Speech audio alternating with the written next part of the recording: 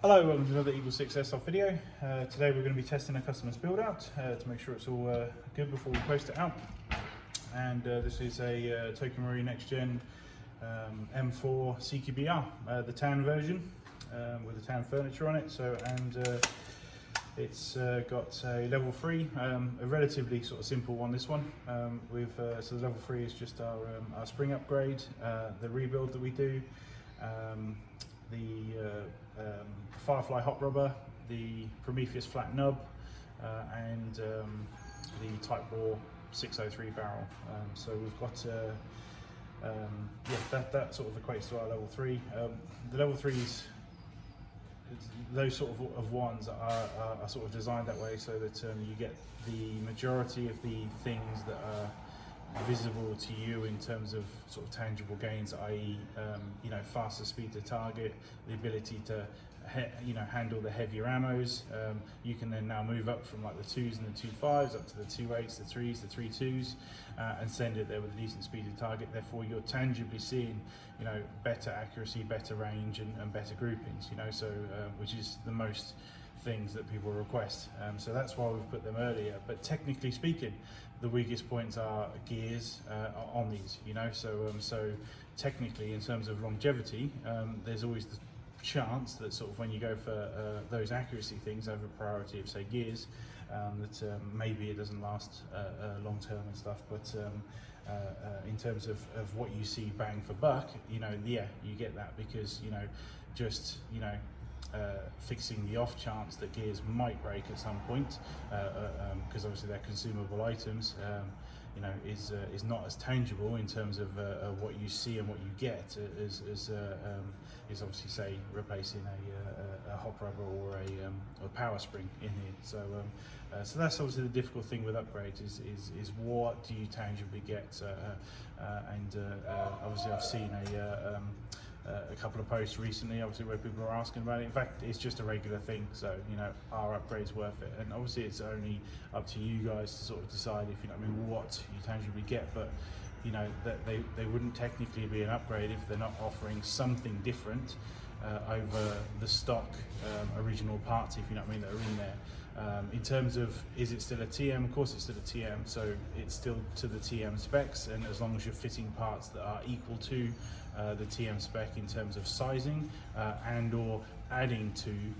what the TM is already offering, like I say, the Prometheus cylinder in terms of size and spec is the same, so because obviously it'd be bad if it wasn't in terms of things fitting, so it's still exactly what the TM originally set out in its specification, the same as you fitting aftermarket brakes onto a Ford versus the Ford OEM brakes. They're still going to make them fit to Ford specifications, and some companies even go about saying what putting checks in place, if you know what I mean, to say like in the computer world, I authorized this official RAM to fit this official thing, and I've tested it and it works, and it complies with our standards. So yeah, in terms of fittings and stuff, it's still TM. When you do upgrades and stuff, it's just you're always trying to achieve that sort of gains and stuff like that for our own personal benefit, so for the benefit of competitive play and stuff, and for our own personal enjoyment. So and like I said, this is a very simple, low cost, if you know what I mean, that gives the biggest bang, which is, like I say, why we put the the biggest bang for buck stuff at the first part of our package, so that you get those and you see tangible gains for those. But obviously, yes, the more you do creep up, deliberately so, we've put sort of right at the top, if you know what I mean, those sort of marginal gains, that the kind of things that in comparison to say cycling and stuff like that, for me personally, in my personal state right now, for me, buying a carbon fiber, £5,000 frame, say for instance, for a push bike, for the gains that I would get from losing that weight, if you know what I mean, on that carbon fiber frame versus that £5,000, somebody could look in and go, that's a waste of money. But ultimately, that's my own personal choice on whether I want to buy a carbon fiber frame, whether it's for the right or wrong reasons isn't for the internet to decide, if you know what I mean. So, but we're all in this for our personal enjoyment, and you know, it's fun. You know, it's fun upgrading these guns, and it's enjoyable. And I think we should all bear that in mind sometime. You know, yeah. Apologies to the customer, I've gone off on a tangent, but I'm obviously going to test your gun now and just make sure it's all good, well, and everything working and stuff. We've done the Dean's mod on the back here, so I'm just going to show you it. It's a little cramped in here. There we go. So basically we've just stuck a 1450 test battery in here just to get this going, and obviously we've done our Dean's mod on here, so where we utilise, you know, the wireless stock system that's in here, is that we just put on the end of it our 8cm wire extension here with the Dean's connector on, and that utilises, like, obviously the smooth moving wireless connection, and all your wire kind of gets stuck here into the end of the grip. Obviously we haven't done any sort of widening here, if you know what I mean, so it is a little on the tight side, but it's just a little bit of negotiating, and like I say, you could go smaller battery if you wanted to, or shorten the wiring if you needed to kind of just create yourself a bit more space, but we'll go in eventually.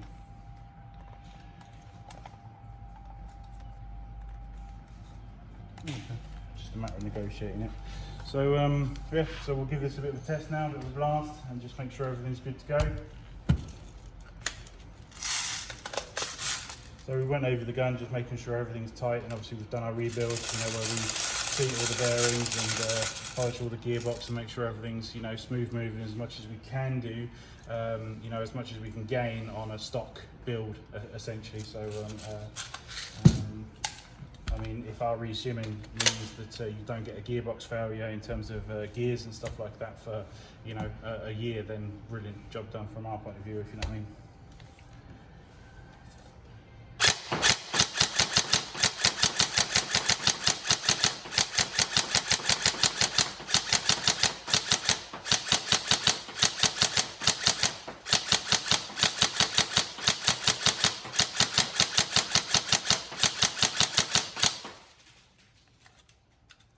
That's so obviously spamming single shots there. That is just there's no Titan in there, no upgraded motor, obviously stock gears, and just a 1400 battery, and you know, perfectly adequate, you know, trigger response. You know, it's a tough one to obviously say which ones, you know, whether or not people should be going with upgrades. Like I say, I think it's a personal choice. There are gains to be had. You can see them on other videos and stuff like that in comparison, but just because one hasn't got them doesn't necessarily make it a less of a build or anything. It's still a high performance gun. It still feels, you know, this is the biggest thing that people realise with the next gens is when they come into the shop and they pick them up, you know, and just how solid, you know, and real they feel, if you know what I mean. So in comparison to, say, picking up a G&G or a Timer or something like that, they just, yeah, they are really, really good at putting together a gun. There's no two ways about that, and you do feel like you've got something lovely and substantial, you know, in terms of, you know, your pride and joy, because they are. So for us airsofters, so we'll get some more rounds through it.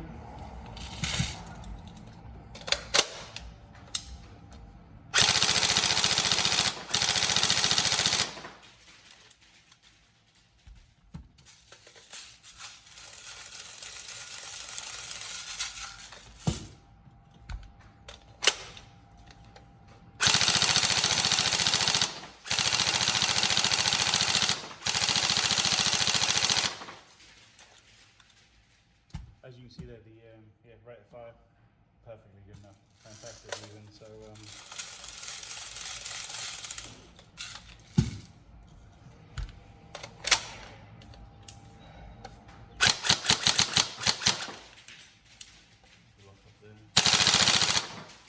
so if you do spam them too fast, if you know what I mean, there is that potential for lockup on my poor trigger discipline. We have to demonstrate how fast these things can operate, if you know what I mean. So, but there is that potential chance, if you know what I mean. Like I say, if you go too quick on a mechanical switch assembly, this is what Titans are there for, you know. So to kind of remove that. So if it is, you know, because of how you sort of are using the gun, prolifically doing that, then we do recommend going to Titan. But like I say, there's different users, and it's typically a user, if you know what I mean, like I say, me and my abuse of it, which are going to be bringing that sort of prolifically about. But as you see now, just flick it to full auto, just clear it, and then carry on. So, and what I'll do is I'll do the rest of this on just sort of normal shots, you know, all the way to the back, and you'll see that it just doesn't affect it. It's only for the spamming and when you catch it in that you know, just because of the inherent mechanical trigger assembly that's in it.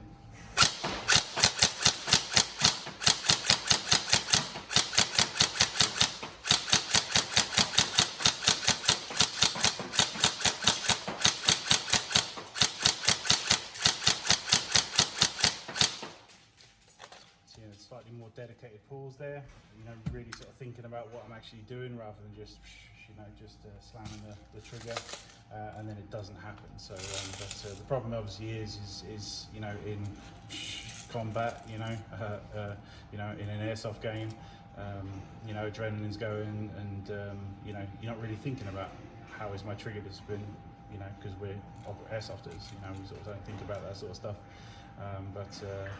You know, it's, if that, like I say, it does become a problem because and you just don't want to ever think about that, then, you know, send it back in, we'll upgrade with a Titan, and then that'll never be an issue. So because we physically remove the parts that would cause that. So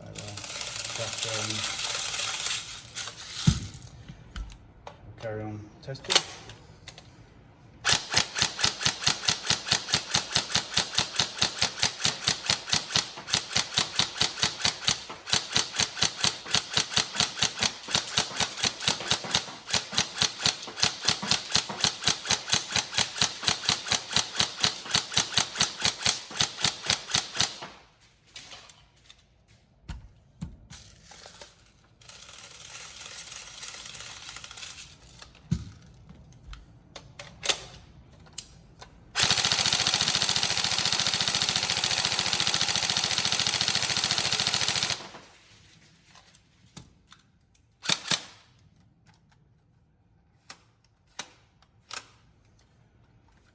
There we go, all done.